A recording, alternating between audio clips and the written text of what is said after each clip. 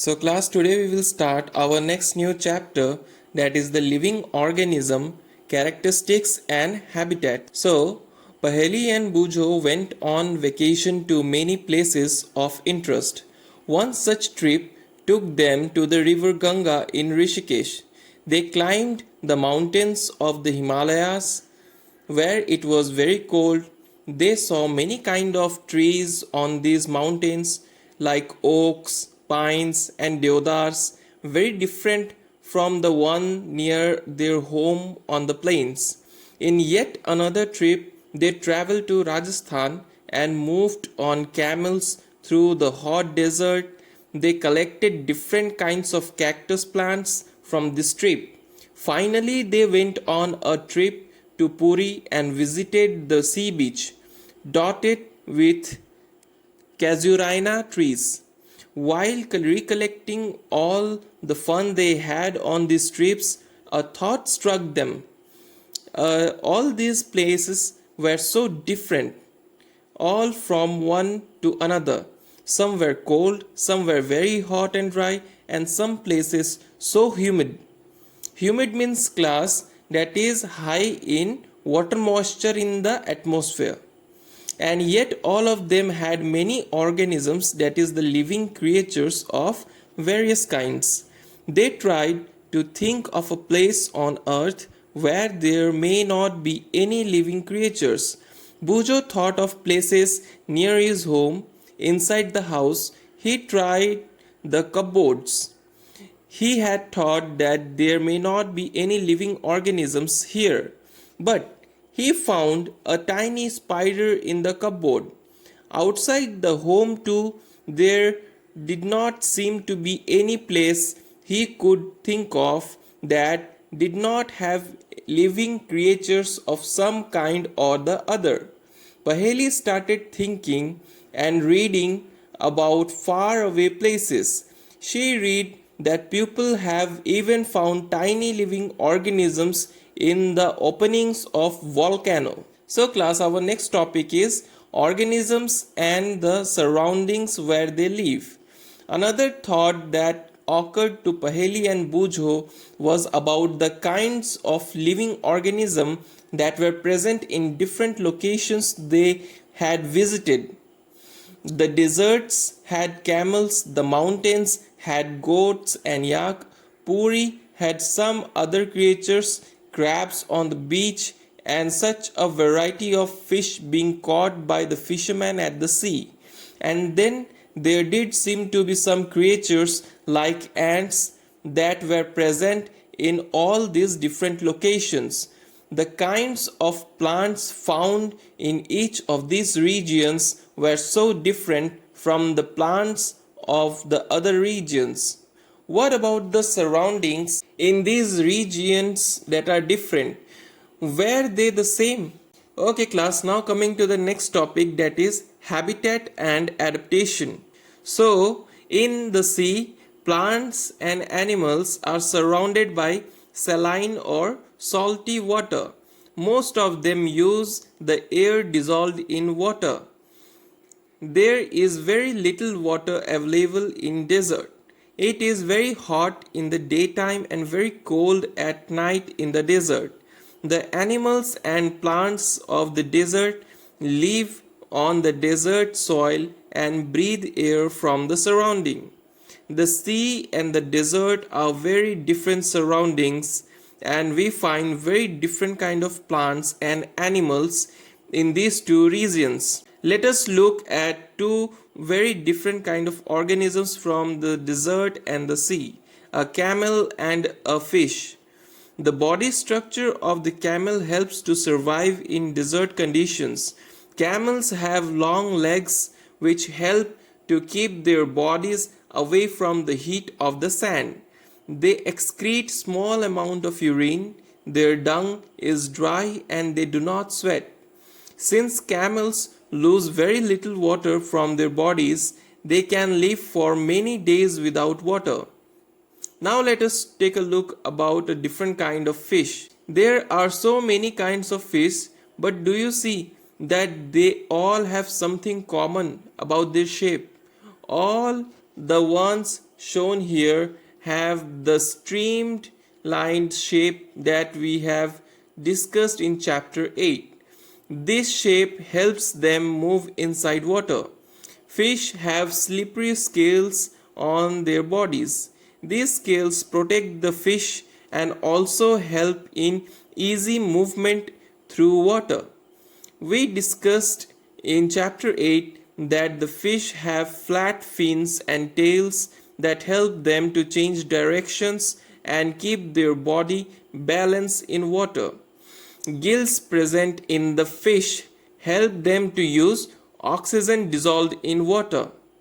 We see that the features of a fish help it to live inside water, and the features of the camel help it to survive in a desert. We have taken only two examples from a very wide variety of animals and plants that live on earth. In all this variety of organisms, we find that they have certain features that help them live in the surroundings in which they are normally found. The presence of specific features or certain habits which enable an organism to live naturally in a place is called adaptation. Adaptation of organisms differ depending on their place of dwelling. That is why a fish cannot live out of water and a camel cannot live in sea. The place where organisms live is called habitat. Habitat means a dwelling place, a home. The habitat provides food, water, air, shelter, and other needs to the organism. Several kinds of plants and animals live in the same habitat. The plants and animals that live on land are said to live in terrestrial habitats. Some examples of terrestrial habitats are forests, grasslands, deserts, coastal and mountain regions. On the other hand, the habitats of plants and animals that live in water are called aquatic habitats. Lakes, rivers, and oceans are some examples of aquatic habitats. There are large variations among terrestrial habitats like forest, grasslands, deserts, coastal, and mountain regions located in different parts of the world. The organisms, both plants and animals living in a habitat, are its biotic components. The non-living things such as rock, soil, air, and water in the habitat constitute its abiotic components. Now class, we will look into our next topic, that is a journey through different habitats. So first we will be discussing about some terrestrial habitats. So our first topic is desert. We discussed the abiotic factors of a desert and the adaptations in camels. What about other animals and plants that are found in desert? Do they have the same kind of adaptations?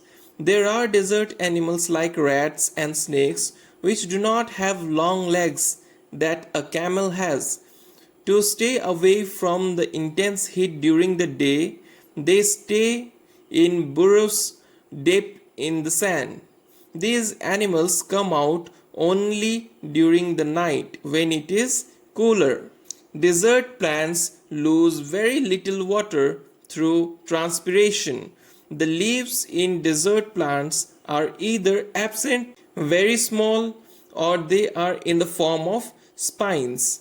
This helps in reducing loss of water from the leaves through transpiration.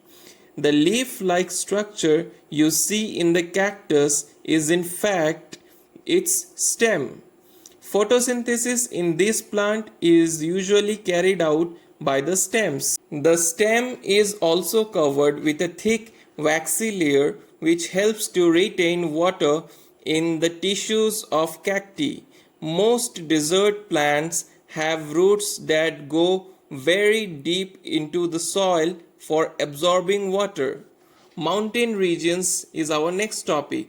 So, these habitats are normally very cold and windy. In some areas, snowfall may take place in winters. There is a large variety of plants and animals living in the mountain regions. These trees are normally cone shaped and have sloping branches. The leaves of some of these trees are needle like. This helps the rainwater and the snow to slide off easily. There could be trees with shapes very different from these that are also present on mountains. They may have different kind of adaptations to survive on mountains. Animals living in the mountain regions are also adapted to the conditions there. They have thick skin or fur to protect them from cold. For example, yaks have long hair to keep them warm. Snow leopard has thick fur on its body, including feet and toes. This protects its feet from the cold when it walks on the snow. The mountain goat had strong hoofs for running up the rocky slopes of the mountains. As we go up in the mountainous region, the surroundings change and we see different kind of adaptations at different heights. Now coming to our next topic class, that is grassland. A lion lives in a forest or a grassland and is a strong animal that can hunt and kill animals like deer. It is light brown in color. Look at the picture of a lion and that of a deer. Lions have long claws in their front legs that can be withdrawn inside the toes. Its light brown color helps it to hide in the dry grasslands when it hunts for prey animals to eat. The eyes in the front of the face allow it to have a correct idea about the location of its prey. A deer is another animal that lives in forest and grassland. It has strong teeth for chewing hard plant stems of the forest. A deer needs to know about the presence of predators, the animals like lion that make it their prey, in order to run away from them and not become their prey. It has long ears to hear movements of predators. The eyes on the side of its head allow it to look in all directions for danger. The speed of the deer helps them to run away from the predators. There are many other features of lion, a deer or other animals and plants that help them to survive in their habitat. Now students, we will look on some aquatic habitats. Our first topic is ocean. We have already discussed how fish are adapted to live in the sea. Many other sea animals have streamlined bodies to help them move easily in water. There are some sea animals like squids and octopus which do not have this streamlined shape. They stay deeper in the ocean, near the seabed, and catch any prey that moves toward them. However, when they move in water, they make their body shapes streamlined. These animals have gills to help them use oxygen dissolved in water. There are some sea animals like dolphins and whales that do not have gills. They breathe in air through nostrils or blowholes that are located on the upper parts of their heads. This allows them to breathe in air when they swim near the surface of water. They can stay inside the water for a long time without breathing. They came out to surface from time to time to breathe in air. Now class, we will move to our next topic, that is ponds and lakes. So, some of the plants that you see in the ponds and lakes have their roots fixed in the soil below the water, as you can see in the figure 9.9. In terrestrial plants, roots normally play a very important role in the absorption of nutrients and water from the soil. However, the aquatic plants' roots are much reduced in size and their main function is to hold the plant in place. The stems of these plants are long, hollow, and light. The stems grow up to the surface of water while the leaves and flowers float on the surface of water. Some aquatic plants are submerged in water. All parts of such plants are underwater. Some of these plants have narrow and thin ribbon-like leaves. These can bend in the flowing water. In some submerged plants, leaves are often highly divided, through which the water can easily flow without damaging them. Frogs usually live in ponds. Frogs can stay both inside the water as well as move on land. They have strong back legs that help them in leaping and catching their prey. They have webbed feet which help them swim in water. Now class, we will come to our next topic, that is characteristics of organisms. We went on a journey through different habitats and discussed many plants and animals. So, how do we know that something is living? Often it is not so easy to decide. We are told that plants are living, but they do not move like a dog or a pigeon. On the other hand, a car or a bus can move, still we consider them as non-living. Plants and animals appear to grow in size with time, but then at times clouds in the sky also seem to grow in size. Does it mean the clouds are living? No. So how does one distinguish between living and the non-living things? You are a wonderful example of living being. What characteristic do you have which make you different from the non-living? As we know, some of these characteristics are perhaps common to all living beings. So here students, we have our first heading, that is, do all organisms need food? In chapter 1 and 2 we learned that all living things need food and how essential it is to animals and to us. We have also learned that plants make their own food by the process of photosynthesis. Animals depend on plants or other animals for their food. Food gives organisms the energy needed for them to grow. Organisms also need energy for their life processes that go on inside them. Now coming to the next topic class, that is, do all organisms show growth? Does the kurta you had 4 years back still fit you?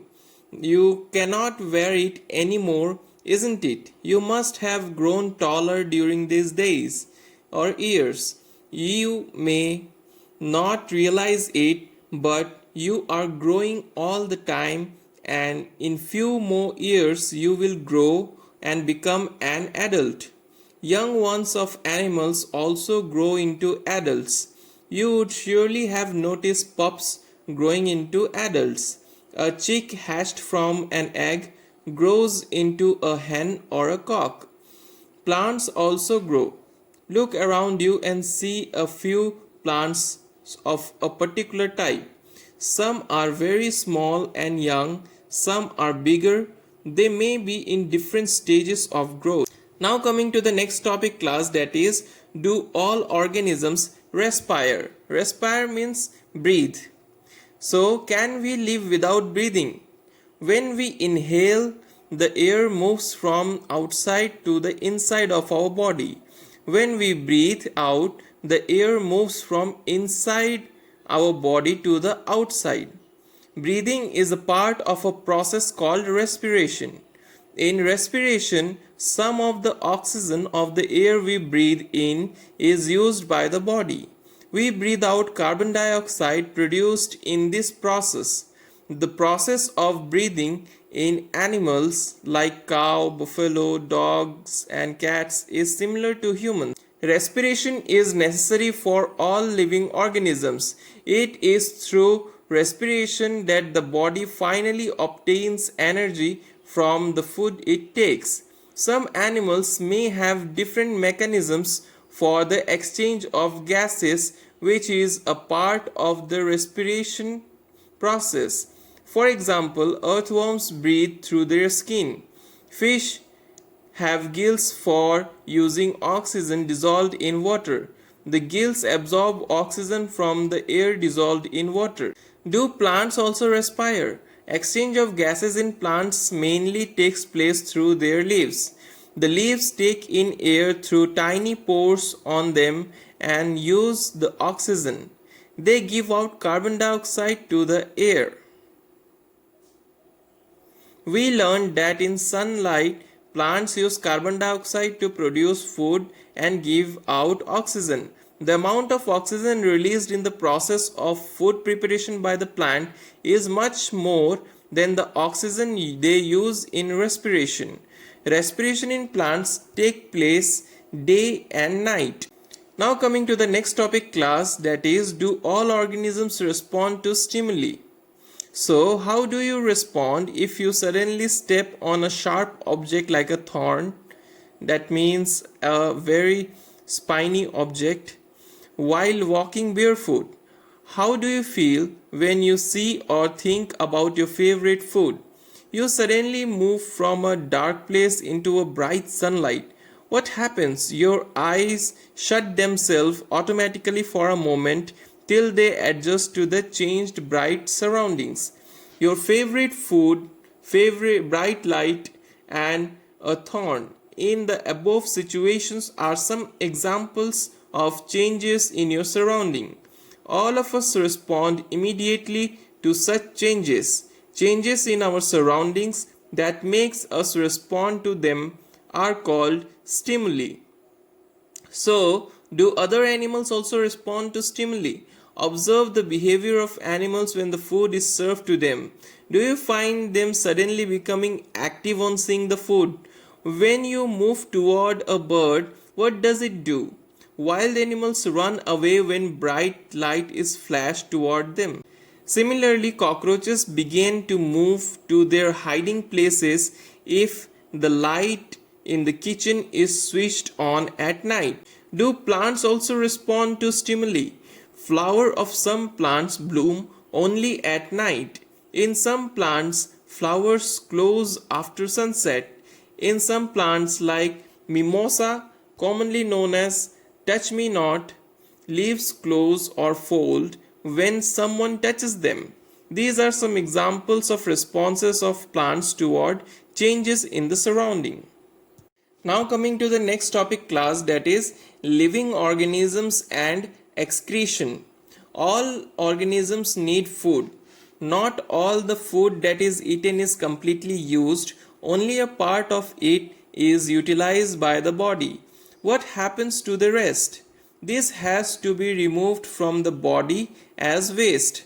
Our body produces some waste in other life processes also. The process of getting rid of wastes by organisms is known as excretion. Do plants also excrete?